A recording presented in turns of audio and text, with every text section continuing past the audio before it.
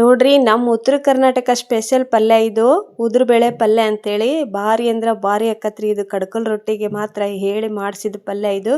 Hi ಎಲ್ಲರಿಗೂ ನಮಸ್ಕಾರ, ಹೇಗಿದ್ದೀರಿ? ಚೆನ್ನಾಗಿದ್ದೀರಾ? ನಾನು ಕೂಡ ಚೆನ್ನಾಗಿದ್ದೀನಿ, ನೀವು ಚೆನ್ನಾಗಿದ್ದೀರಾ ಅಂತ ಅಂದ್ಕೊಂಡಿದ್ದೀನಿ. Welcome to my Banashankari all in one ಚಾನಲ್ಗೆ ಬನ್ನಿ. ಮತ್ತು ಉದುರುದ್ರಾಗಿ ಉದುರುಬೇಳೆ ಪಲ್ಯ ಮಾಡೋದು ಹೇಗೆ ಅಂತ ತೋರಿಸ್ಕೊಡ್ತಾ ಇದ್ದೀನಿ. ಅಷ್ಟೇ ಟೇಸ್ಟಾಗಿ, ಅಷ್ಟೇ ರುಚಿಯಾಗಿ, ಅಷ್ಟೇ ಸಖತ್ತಾಗಿ ಟೇಸ್ಟ್ ಕೊಡುವಂಥ ಪಲ್ಯ ಇದು.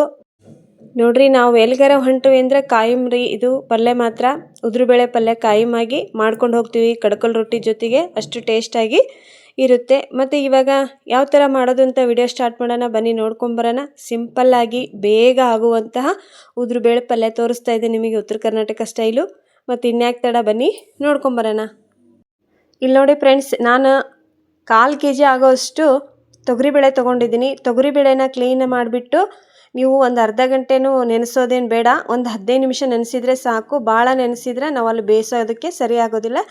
15 ನಿಮಿಷ ನೆನೆಸಿ ಇಟ್ಟಿರುವಂತಹ ಬೇಳೆನ ನಾನು ಅದೇ ನೀರಲ್ಲೇ ಬೇಯಿಸ್ಕೊತೀನಿ.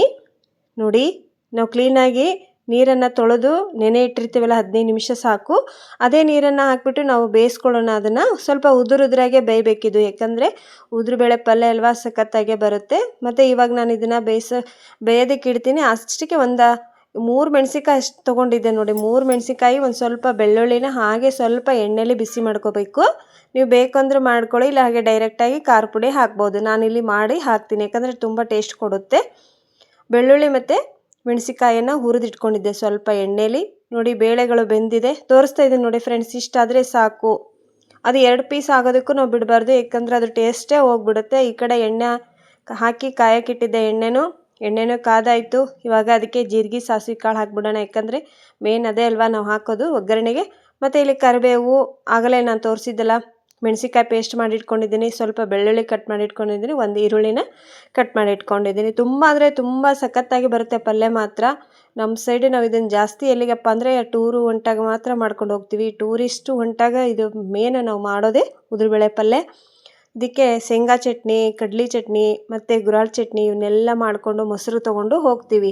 ಇಲ್ಲಿ ನೋಡಿ, ನಾನು ಜೀರಿಗೆ ಮತ್ತು ಸಾಸಿವೆ ಕಾಳನ್ನು ಹಾಕಿದ್ದೆ, ಮತ್ತು ಈರುಳ್ಳಿನ ಹಾಕ್ತಾಯಿದ್ದೀನಿ. ಆಮೇಲೆ ಕರಿಬೇವು, ಕೊತ್ತಂಬರಿ ಏನು ಹಾಕೋದೇನೋ ಬೇಡ ಫ್ರೆಂಡ್ಸ್, ಇದು ಕರಿಬೇವು ಇದ್ದರೆ ಸಾಕು. ನೋಡಿ, ಇವಾಗ ಸ್ವಲ್ಪ ಫ್ರೈ ಮಾಡ್ಕೊಳ್ಳಿ ಎಣ್ಣೆಲಿ ಈರುಳ್ಳಿನ. ಕೆಲವೊಬ್ಬರು ಕೆಲವೊಂದು ಥರ ಮಾಡ್ತಾರೆ ಉದುರುಬೇಳೆ ಪಲ್ಯನ.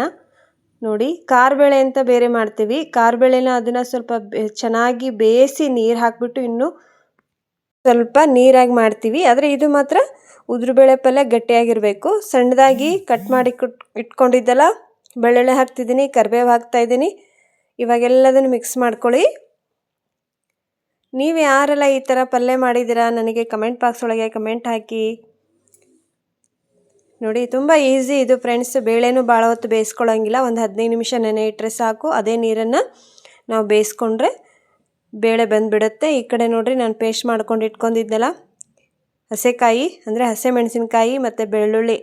ನೀವು ಬೇಕಿದ್ದರೆ ಅದಕ್ಕೆ ಶುಂಠಿನ ಹಾಕ್ಬೋದು, ನಾನಿಲ್ಲಿ ಹಾಕಿಲ್ಲ. ನೋಡಿ, ಅಂದರೆ ಇನ್ನೂ ರುಚಿ ಕೊಡುತ್ತೆ ಅಂತ ಹಾಕ್ತೀವಿ ನಾವು ಖಾರನ. ಇದು ಕಡ್ಕಲ್ ರೊಟ್ಟಿ ಇರಬೇಕು ಫ್ರೆಂಡ್ಸ್. ಇದಕ್ಕೆ ಕಡ್ಕಲ್ ರೊಟ್ಟಿ ಇದ್ದರೆ 2 ರೊಟ್ಟಿ ತಿನ್ನೋರು 4 ರೊಟ್ಟಿ ತಿಂತಾರೆ, ಅಷ್ಟು ಸಖತ್ತಾಗಿ ಆಗುತ್ತೆ ಉದುರುಬೇಳೆ ಪಲ್ಯ. ನೋಡಿ, ಇವಾಗ ಇದನ್ನು ಸ್ವಲ್ಪ ಫ್ರೈ ಮಾಡಿಕೊಂಡು ಆಮೇಲೆ ನಾನು ಬೇಳೆನ ಬೇಯಿಸಿಟ್ಕೊಂಡಿದ್ದೆಲ್ಲ ಫಸ್ಟಿಗೆ ನೆನೆ ಇಟ್ಕೊಂಡು ಅದೇ ನೀರಲ್ಲೇ ನಾನು ಬೇಳೆ ಬೇಯಿಸಿಟ್ಕೊಂಡಿದ್ದೆಲ್ಲ ಆ ಬೇಳೆನೂ ಸಹಿತ ಹಾಕ್ತಾಯಿದ್ದೇನೆ.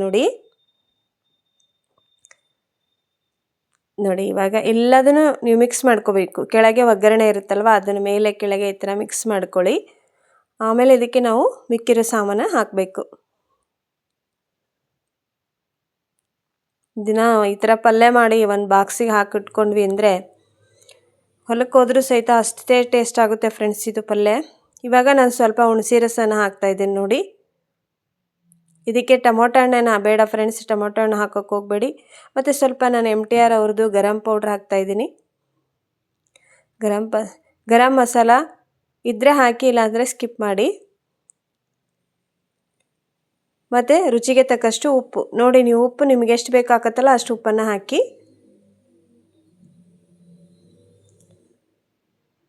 ಮತ್ತೆ ಬೇಕಾದರೆ ಉಪ್ಪು ಸಾಲದಾದರೆ ನಾವು ಹಾಕ್ಬೋದಲ್ವ. ಮತ್ತು ಬ್ಯಾಡಗಿ ಮೆಣಸಿನ್ಕಾಯಿ ಚಿಲ್ಲಿ ಪೌಡ್ರ್. ನೋಡಿ ಬ್ಯಾಡಗಿ ಮೆಣಸಿನ್ಕಾಯಿ ರೀ ನಾವು ಉಪಯೋಗಿಸೋದು, ಮತ್ತು ಸ್ವಲ್ಪ ಉಪ್ಪು. ಉಪ್ಪೇನು ಭಾಳ ಹಾಕಕ್ಕೆ ಹೋಗ್ಬೇಡ್ರಿ, ಸ್ವಲ್ಪ ಖಾರ ಖಾರವಾಗಿದ್ದರೆ ಚೆನ್ನಾಗಾಗುತ್ತೆ ಉದುರುಬೇಳೆ ಪಲ್ಯ. ಎಲ್ಲ ಮಿಕ್ಸ್ ಮಾಡ್ಕೊಳ್ಳಿ. ಇದಾದಮೇಲೆ ಸ್ವಲ್ಪ ಸಾಂಬಾರು ಪುಡಿ ಹಾಕಬೇಕಿತ್ತು, ನಾನು ಅದನ್ನು ನೆನಪಾರ್ಬಿಟ್ಟೆ ಫ್ರೆಂಡ್ಸ್, ಲಾಸ್ಟಿಗೆ ತೋರಿಸ್ತೀನಿ. ನೋಡಿ ಸ್ವಲ್ಪ ಸಾಂಬಾರು ಪುಡಿ ಹಾಕಿ, ಇಲ್ಲಾಂದರೆ ಸಾಂಬಾರು ಪುಡಿ ಇಲ್ಲ ಅಂದರೆ ನೀವು ಅರಿಶಿನ ಪುಡಿ ಅಂದರೆ ಟರ್ಮರಿಕ್ ಪೌಡ್ರ್ ಆದರೂ ಯೂಸ್ ಮಾಡಿ. ಮೊದಲು ಇದನ್ನು ಮಿಕ್ಸ್ ಮಾಡ್ಕೊಳ್ಳಿ ನೀಟಾಗಿ. ಘಮ ಘಮ ಅನ್ನುತ್ತೆ ಫ್ರೆಂಡ್ಸ್ ಇದು. ಇದಕ್ಕೆ ಹೇಳಿ ಇಷ್ಟು ಮನೇಲಿ ಎಷ್ಟು ಇದೆ ಅಲ್ವಾ ಸಾಮಾನು, ಅಷ್ಟೇ ಸಾಮಾನದಲ್ಲೇ ನಾವು ಉದುರುಬೇಳೆ ಪಲ್ಯ ಮಾಡ್ಕೋಬೋದು. ಸಾಮಾನ್ಯವಾಗಿ ಎಲ್ಲರ ಮನೆಯಲ್ಲೂ ತೊಗರಿಬೇಳೆ ಇದ್ದೇ ಇರುತ್ತಲ್ವ.